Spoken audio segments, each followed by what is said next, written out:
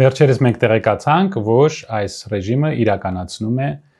Հայաստանի կազմալուծման կամ Ադրբեջանին հպատակ դառնալու հաջորդ փուլը։ Մենք հիմա նավթ ու գազ ենք ստանալու Ադրբեջանից։ Սկզբից դա անելու են գուցե մասնավոր ինչ-որ ձևով, մի մասն ենք ստանալ, հետո կամաց-կամաց մեզ պոկելու են Ռուսաստանից եւ ուրիշ երկրներից, որպեսզի մենք լիովին կախված լինենք Ադրբեջանից։ Ցորենը ստանանք Ադրբեջանից,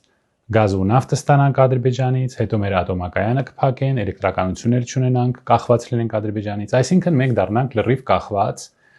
Ադրբեջանից։ Դրա նպատակը ինչն է, որ եթե մենք սկսենք դիմադրել, բողոքել, չընդունել, որ 300,000 ադրբեջանցի վերադառնա Հայաստան, կամ որ մեր ատոմակայանը փակվի, կամ որ մենք քոչվոր ցեղեր չենք, մենք մեր եկեղեցիները ունենք, կամ եթե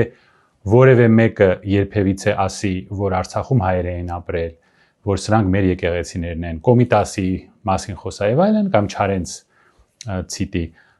Ալիևը բարկանա եւ մի շարժումով փակի այդ խողովակը, մենք մնանք առանց էլեկտրականություն, առանց գազ, առանց նավթ եւ այլն եւ այլն։ Այսինքն մենք դառնանք երկրորդ Ղարաբաղ։ Եթե դուք չեք հիշում ինչպես էր եղել Ղարաբաղը, հիշեք, թե ինչպես 9 ամիս այդ մարդիկ ապրում են շրջափակման մեջ։ Մենք դառնալու ենք երկրորդ Ղարաբաղ։ Եթե մեր հասարակությունը դա է ուզում, թող այդպես էլ լինի։